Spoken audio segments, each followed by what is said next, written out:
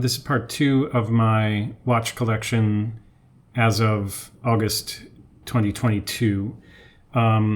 If you're interested in vintage, simple Calatrava style automatic watches, mostly Swiss from the 1960s, early 60s, watch part number 1. Part number 2, this one is more about kind of watches I've collected over the years that are more, there's more variety here, and less kind of emotional connection for me anyway. And I don't know why I have emotional connection to the early 60s. It's probably, there are a couple watches that are I don't consider part of my collection because they're just my watches. And one is my dad's Rolex, which was a 1962, I think, Rolex 1603. It's just a stainless steel date just. He died when I was 12, so I inherited that watch. And that probably kind of established this imprint in my mind about early 60s watches being the watch or whatever. So those are the watches I really like. These watches are more kind of fun and also in some cases incredibly useful tool watches, which is a significant part of what watches are for, just telling time and other functions that you want to have on your wrist. So I think I'll just do, I did a long explanation in part 1 about what this is about, why I'm showing the whole collection. So I'll just do it one by one, following from the first video. So this watch is, I think the company is called Davis, and I think I bought this new old stock for about $50.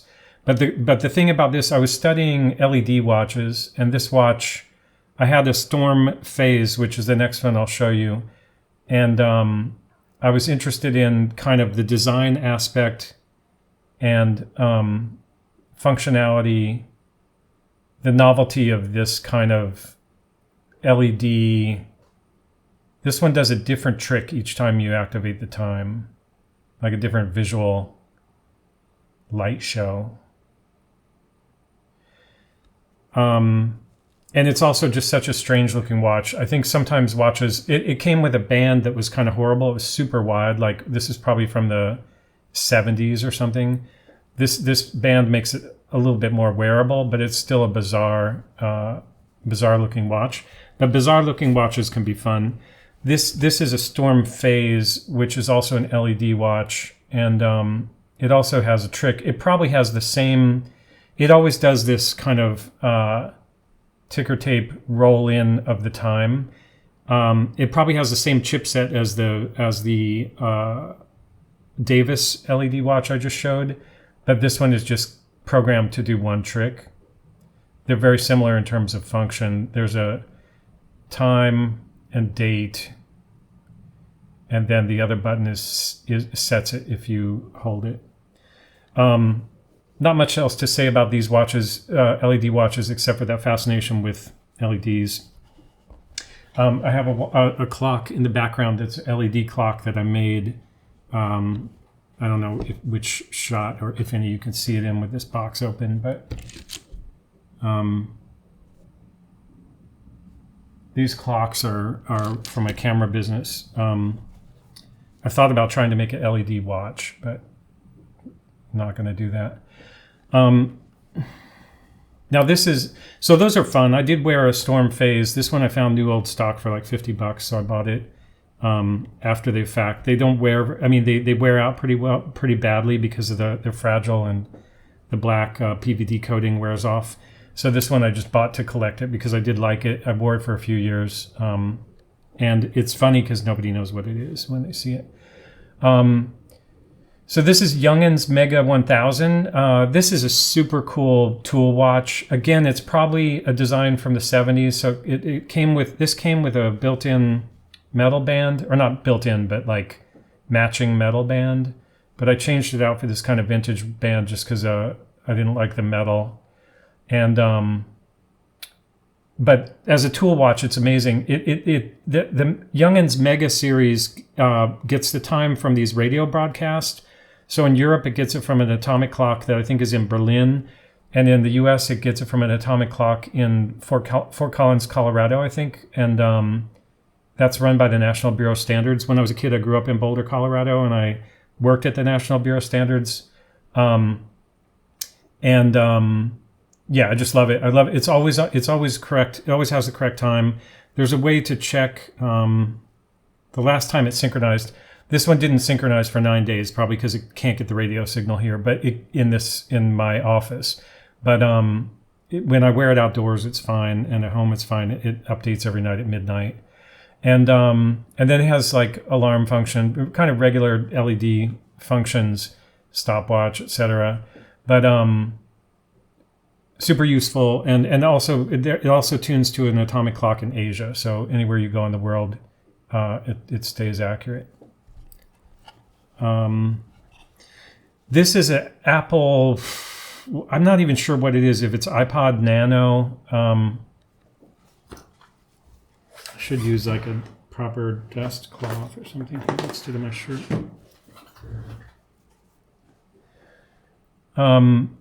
So this is one of those early Apple iPods. I don't know how long ago it came out, forever ago, but it also had this. It has this watch function, and it wasn't made as a watch. It's in a cheap Chinese case that turns it into a watch, and I just think it's cool because it's from the iPod generation that was pre. You can change the face on it. I forget how you do that. So it holds music, but oh yeah, it's all touch activated, right? Let's try to get the dials. Yeah, so it was not made as a watch. People made these aftermarket cases for it to use it as a watch. It's pre-Bluetooth and pre-Wi-Fi.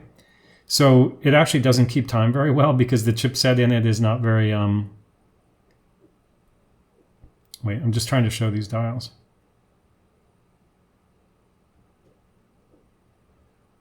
For whatever reason, it's not very time accurate. I mean, it'll keep time, but right now it says 6:20 and it's actually 6:20. It says 6:21.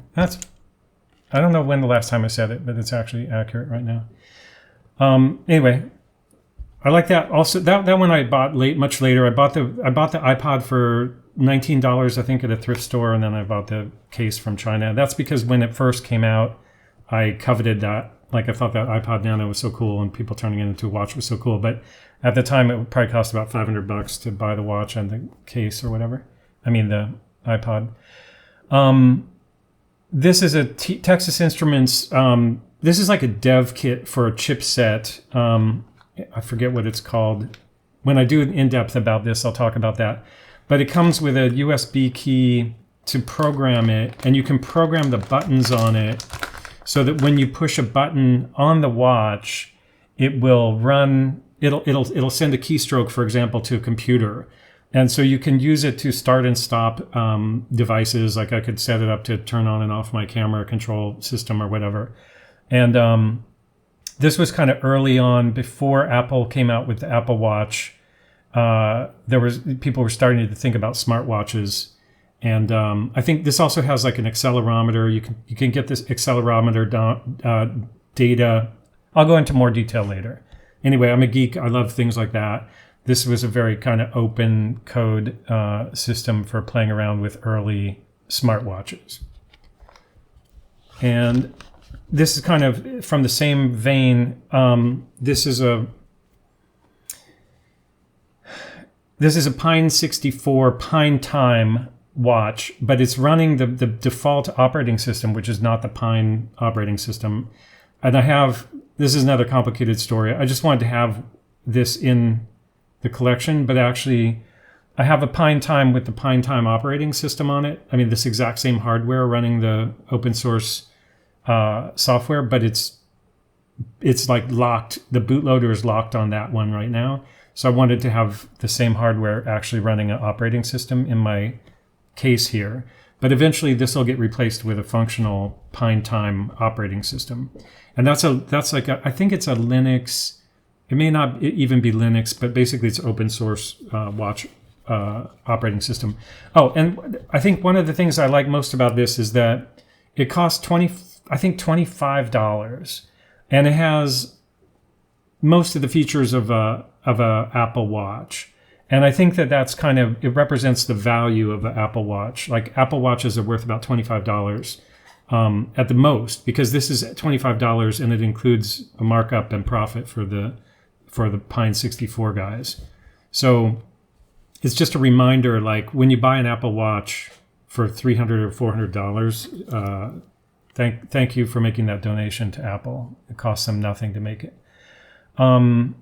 This is a Tissot T-Touch II, probably one of the greatest tool watches of my lifetime.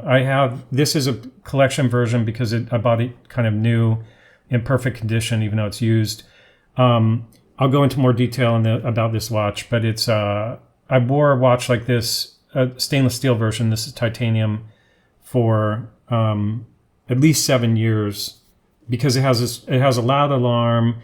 It uses stepper motors to control the hands. It's just super cool, but it's electronic, so it's hard to fall in love with it even after 7 years of wearing it. This is a Seiko world timer, but it's not a world timer. It just has a bezel that helps you calculate the time in other places. And I bought this used recently, even though I think it came out in the mid 2008 to 2012, somewhere in that range. I wanted to have a modern Seiko, more modern than my 60s vintage Seikos, the Belmatics. And I'm into world timers, but the fact that it's just a calculator and it's got these blue arrows that help you calculate daylight savings time, but it's really hard to read. It's so tiny, the text, and if you're going to have a world timer, I'd rather have one that actually has a GMT function to track the time in a second time zone. So that's where this one comes in. This is a Christopher Ward World Glow, I think it's called. This has a world time, and the world time is connected to the GMT function of the Solita movement that's in it. And so the disc with the numbers on it rotates, and the disc with the cities on it does not rotate. So they're always readable. Like, see how the bottom, it's not like turning upside down, because that city disc stays the same. And the image of the globe stays the same. So it's actually working like in a visual way as the picture of the Earth. And this is not the first world timer to do this, but the disc with the hours, the 24-hour GMT disc, is the disc that moves. And that tells you where it is at any part of the world at any time, which is convenient. And then it has this other disc that's just this kind of red radar. You can set that to a different time zone where you want to be able to draw your eye quickly to it. Like right now it's set for the time zone of New Mexico, where my mother lives. So it's easy for me to glance at it and see what time it is in her time zone. But you can set that to any time zone in the world. And so I think it's an interesting tool watch. If you're working with a client who's in Los Angeles, you can set it for that. Every time you glance at it, you know the time where the client is versus where you are. This is a Panerai Luminor base. I think it's from 1998 or 1999. I think it's a PAM 010 A series. The first year after Panerai was bought by Vendome, or whatever the company is that bought it. I bought this watch used, but like a couple of years after it came out, it was in a flea market in Sao Paulo, Brazil. And that's a long story, but at the time, I had no idea what the Panerai brand was, or I didn't know anything about it. I just thought it looked cool because the contrast of this kind of big watch and the contrast of the dial, and then the simplicity of the dial and the lack of a seconds hand. I just thought it was insane. It's like a wall clock, and so graphic. And I wore that for several years, but it's too big now, and it's not something I have an emotional attachment to.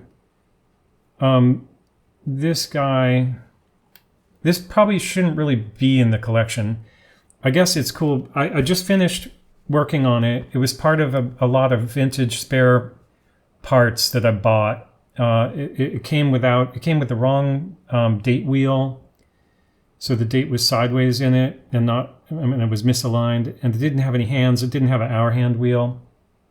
It's an ETA 2783 movement, which is an interesting quick set date movement, kind of like a progression from the 2452 and the 2472 I was mentioning in the last video. 2783 is a more modern movement. It's not the final movements that ETA made or is making now, but it was fun working on it, putting hands and putting that gear on it and getting it all working again. But I would probably sell this watch as opposed to keep it. It just doesn't have a huge amount of meaning to me. And then this one also perhaps shouldn't be in the collection. I bought this recently from Ramf, the website. It's a German watch enthusiast who keeps a really great website detailing the details of thousands of movements, mostly, of course, vintage. I bought it. They also have an auction aspect on that website. I bought it for 28 euros. And the cool thing about this is it's transparent. And I was thinking about trying to make a Frankenstein watch out of this and a Patek Philippe movement that I have. But I've kind of decided against that. And I don't know, maybe this is a highly collectible watch, I think, but maybe not for me. But I've had fun. I'll probably clean it, continue kind of working on it and trying to clean it, and then pass it on in one way or another. Anyway, that's the second box. And I think I probably have another half dozen watches that are just spares or things that I bought that don't have any meaning to me at all, but they could be worked on, repaired, experimented with, and some watches that I don't consider, like I said, my dad's Rolex. It's not really I guess it's part of a collection, but it's like so dear to me. Doesn't even belong in a collection box. It's just like my watch. Okay, thanks a lot. If you enjoy this, thanks a lot. If you're interested in vintage watches, the whole channel has lots of a variety of different types of videos, from watchmaking to history to kind of focusing on the mechanical aspect of it as opposed to the brand or collectability aspect of it. But because I live in Switzerland, I'm also interested in the Swiss watch industry as a whole. And in the future, I'll do more videos as I get out and make contact with people in the business, particularly with respect to manufacturing. That's what I'm interested in, and it'll help me to have a channel that has some viewers to gain access to places like Rolex and Patek Philippe and smaller brands and more historical-oriented people. It'll help to have viewership so the people that I'd like to talk to have an incentive to talk to me. Okay, thanks again. Thanks a lot, and I'll see you on the next one.